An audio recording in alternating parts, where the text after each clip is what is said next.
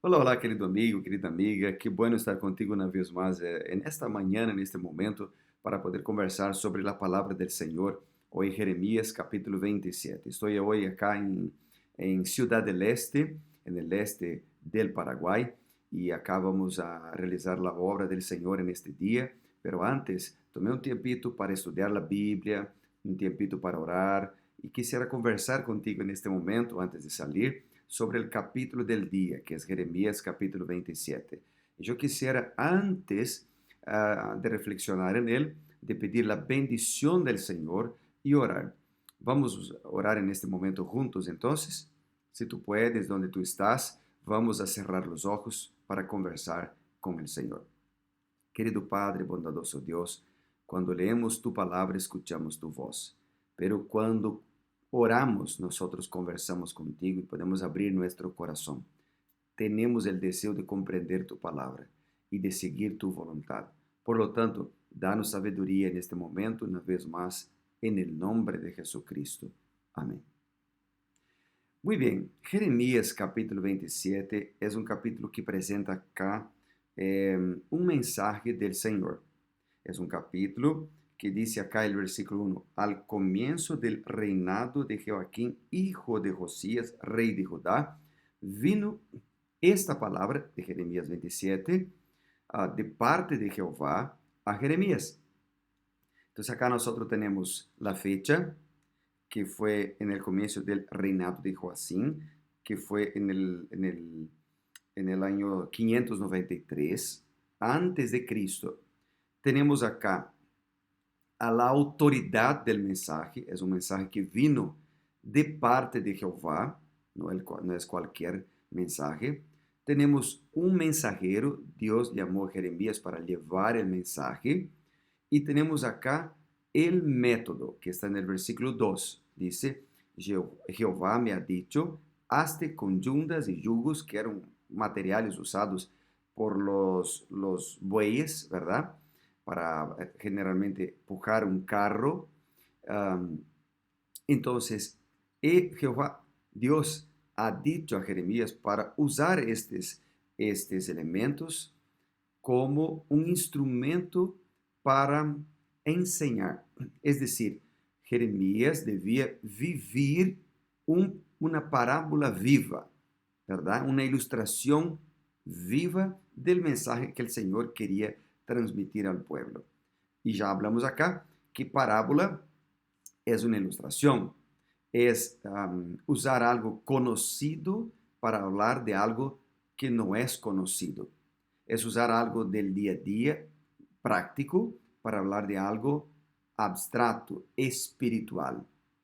Y en este caso, Dios usa este método, o sea, invita a Jeremías a usar este método justamente porque Dios quería hacer todo. Y aún hoy, así es la voluntad del Señor.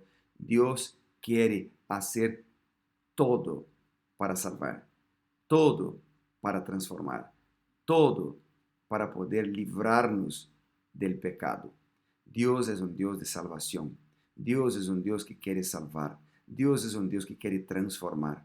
Llama profetas, llama personas, llama a través de una música, de un folleto que encuentro. Dios llama a través de un mensaje que escucho en la radio, porque Él quiere salvar. Y Él nos envía también a llevar el mensaje de salvación a otras personas. Y si aceptamos el desafío, que ni siempre, por supuesto, ni siempre es fácil, pero si aceptamos, nosotros que llevamos el mensaje, somos más bendecidos que aquel que escucha el mensaje.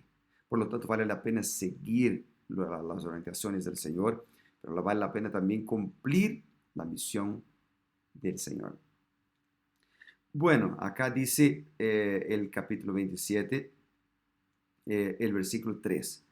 Los enviarás, es decir, la ilustración, el mensaje, al rey de Adón, de Moab, a los hijos de Amón. El mensaje era para el pueblo del Señor Israel y para otras naciones también. ¿Y cuál era el mensaje en este capítulo 27? Un mensaje extraño. El pueblo debería, o sea, Nabucodonosor vendría para atacar Israel y las naciones, y el pueblo debería aceptar, o sea, entregarse, rendirse al rey de Babilonia. Era un mensaje extraño, ¿verdad? Pero si el pueblo escuchara la voz de Dios, ellos serían felices. A veces las órdenes del Señor son extrañas, no entendemos, no las entendemos. Pero aunque sin entender somos fieles y obedecemos, nosotros seremos bendecidos. Había una promesa: si ustedes escuchan mi voz y no los falsos profetas, porque aparece acá en el capítulo 27 un contraste. Dios dijo: ríndanse a Babilonia. Y el mensaje de los falsos profetas era: no ríndanse a Babilonia. Entonces había un contraste. ¿A quién el pueblo debería escuchar? Había una confusión en este momento. Pero si el pueblo escuchara la voz de Dios, que era un poco extraña a ellos serían bendecidos, y la promesa era: yo los restauraré. Entonces vale la pena escuchar la voz de Dios. Bueno, el versículo 5 dice: yo con mi gran poder, con mi brazo extendido, hice la tierra, el hombre, las bestias que están sobre la faz de la tierra, y la di a quien quise. Acá presenta un Dios que es soberano, un Dios que es creador, que está en el control de todo. Podemos confiar. El versículo 9 dice: y ahora yo he puesto todas estas tierras en mano de Nabucodonosor. Acá presenta un Dios que está en el control. Ningún rey, ningún soberano, ningún presidente, ningún líder sube al puesto de poder sin que Dios lo sepa, sin que Dios autorice.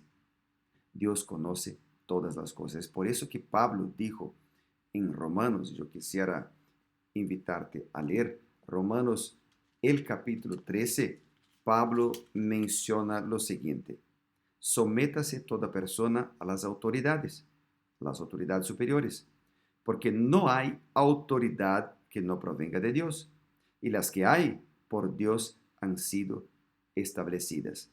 De modo que quien se opone a la autoridad, a lo establecido por Dios, resiste, y los que resisten acarrean condenación para sí mismos. Pablo reconoce que las autoridades tienen su poder porque Dios permitió, y muchas porque Dios ha puesto ahí en el cargo. Por lo tanto, la orden para obedecer el rey de Babilonia acá debería ser seguida por el pueblo y no desobedecida. También acá tenemos en el versículo 7, dice: todas las naciones le servirán a él, a Babilonia, y a su hijo y a hijo de su hijo, hasta que llegue también al tiempo de su misma tierra y le conduzca a servidumbre muchas naciones y grandes reyes. Acá vemos un Dios que conoce el futuro. Dios conoce el pasado, el presente y el futuro. No hay nada que puede sorprender a Dios, o no hay nada que Él no lo sepa. Por lo tanto, vale la pena, queridos amigos, vuelvo a decir, confiar en Él. El versículo 11 dice: pero la nación que someta su cuello al rey de Babilonia y lo sirva, la dejaré en su tierra, dice Jehová, la labrará, y habitará en ella. Así que la orden era extraña, pero si el pueblo escuchara la voz de Dios, había una promesa, y la promesa era linda. El pueblo tendría libertación, el pueblo tendría la protección y las bendiciones del Señor, aunque en el comienzo pareciera extraño. El versículo 16 y 17 dice, hablando de los profetas falsos, dice: profetizan mentira, no los escuchéis, sino serví al rey de Babilonia y viví. Queridos amigos, hay muchos profetas falsos hoy también, que enseñan mentira. ¿Y cómo saber? Por ejemplo, cuando alguien te dice: tú no sufrirás más, no tendrás problemas si escuchas la palabra de Dios. Queridos amigos, esto no es lo que dice la Biblia. Jesús mismo dijo: en el mundo tendréis aflicciones. Pero Dios no promete a nosotros, por ejemplo, que no tendremos aflicciones, sino Él nos promete que en las aflicciones, si somos fieles, si escuchamos la voz de Dios, nosotros tendremos protección del Señor y libertación. Bueno, entonces hay un llamado en estos versículos para confiar en el Señor y en su palabra. ¿Cómo no ser engañados? Estudiando la Biblia. Bueno, yo quisiera en este momento, queridos amigos, terminar con los versículos 21 y 22, los últimos dos versículos de este capítulo. La Biblia dice, esto pues ha dicho Jehová de los ejércitos, Dios de Israel, acerca de los utensilios que quedaron en la casa de Jehová, en la casa del rey de Judá, en Jerusalén. A Babilonia serán transportados, y allí estarán hasta el día que yo los visite. Después los traeré y los restauraré a este lugar. Queridos amigos, aquí muestra un Dios que conoce todo, así como los versículos anteriores, por ejemplo, el versículo 5, Dios conoce el futuro, Dios no hay nada que pueda sorprender a Dios, pero aún más hay una promesa de restauración acá. Yo los restauraré, los utensilios, ¿verdad? A la casa de Jehová, pero también hay una promesa en la Biblia que Dios nos puede restaurar, que Dios nos puede transformar, que Dios nos puede cambiar nuestra naturaleza, que Dios puede cambiar el rumbo de nuestra vida, que Dios puede transformar un mentiroso en una persona honesta, puede cambiar una familia destruida en una familia ordenada. Dios puede cambiar un borracho en una persona que es una persona correcta, una persona que no toma más. Dios puede cambiar la vida de aquel que es de repente un promiscuo en una persona que es pura. Hoy, en este momento, Dios te puede librar, Dios te puede transformar. Vamos a confiar en Él, vamos a orar más, vamos a leer más la Biblia, vamos a seguir en el camino del Señor y Él cuidará de nosotros. ¿Les parece? Vamos a orar en este momento por esto. Querido Padre, bondadoso Dios, alabado sea tu nombre, Señor, por la oportunidad que tenemos de escuchar y estudiar tu palabra cada mañana. Ayúdanos a comprenderla y a practicarla en nuestra vida, pues oramos en el nombre de Jesús. Amén. Dios te bendiga muchísimo, queridos. Nos vemos mañana para ser revivados por su palabra. Chao, chao.